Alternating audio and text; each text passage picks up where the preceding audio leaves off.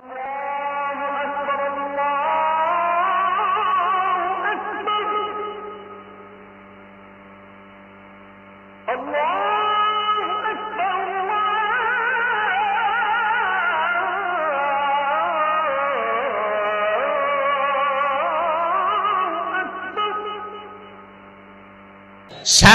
নাশা ফি ইবাদাতিল্লাহি আযজা ওয়া জাল্লা, ওই যুবক যে যুবক তার যৌবনটা আল্লাহর ইবাদতের মধ্যে কাটায়, ফেসবুকের মধ্যে কাটায় না, টিকটকের মধ্যে লাফায় না, সারা রাত শুয়ে শুয়ে সেটিং ফেটিং এর মধ্যে কাটায় না। আমার যুব সমাজকে বলি, তুমি কোথায় জন্মগ্রহণ করেছো? কত অজপাড়াগা, রাস্তা নাই, এই নাই সেই নাই, ভালো পড়াশোনা নাই, এই নাই সেই নাই, এইগুলা মাথার মধ্যে না এনে তুমি একটা নিজস্ব চিন্তা আর আদর্শের উপরে দাঁড়িয়ে থাকো।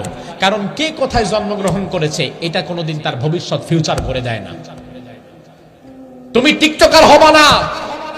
আমার দেশের যুবকদের আমি ক্লিয়ারলি বলে দিতে চাই, ওহে যুব সমাজ, তুমি টিকটকার হইও না, বরং তুমি বিপ্লবী ওসমান হাদি হও। ওসমান হাদি তৈরি হও। টিকটকে গিয়ে লাফালাফি করা তোমার সাথে যায় না। তোমার জন্ম হয়েছে সমাজ পরিবর্তনের লক্ষ্যে।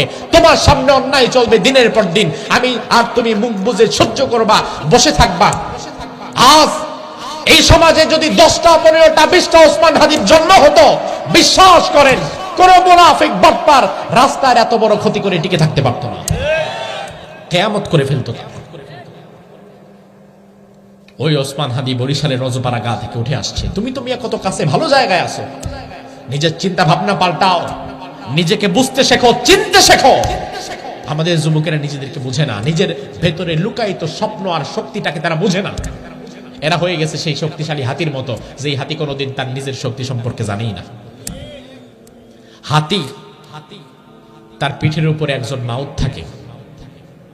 হাতির পিঠে দেখবেন অনেক সময় 7-8 বছরের ছোট বাচ্চা, সেও হাতির কানের মধ্যে বাড়ি দিয়ে হাতিরে ঘোরায়, আছে না নাই? কারণ কি? তার কারণ হাতির কান এত বড়, হাতি কোনোদিন তার পেছনে আসলে সে নিজে কত বড় এটা হাতি নিজেও জানে না। তার এই কানের কারণে সে দেখতেই পারে না। হাতি যদি কোনোদিন নিজের শক্তি আর নিজের দেহ সম্পর্কে আইডিয়া তৈরি হইতো, তাইলে উপরে যেটি বসে এগুলারে ফালায়া পিটাইতো, যে আমি কি আর তুই কি, তুই আমার পিঠে বসে আমারে নারাজ। কিন্তু এই যে বেচারা হাতি, নিজের শক্তি সম্পর্কে তার কোনো আইডিয়াই নাই। আজ নোংরা রাজনীতি, ইয়াবা, বাবা, গাঁজা, ফেন্সি ডিলার, মাদক দ্রব্য দিয়ে আমাদের যুব সমাজকে হাতির কানের মতো বানায় দেওয়া হয়েছে।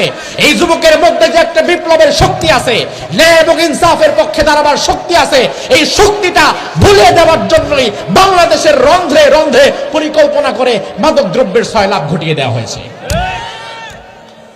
এই যুবক এখন আর মাদকের মধ্যে ডুবে থাকে, ফেসবুকের মধ্যে ডুবে থাকে, টিকটকের রিলস দেখতে দেখতে তার দিন পার হয়ে যায়।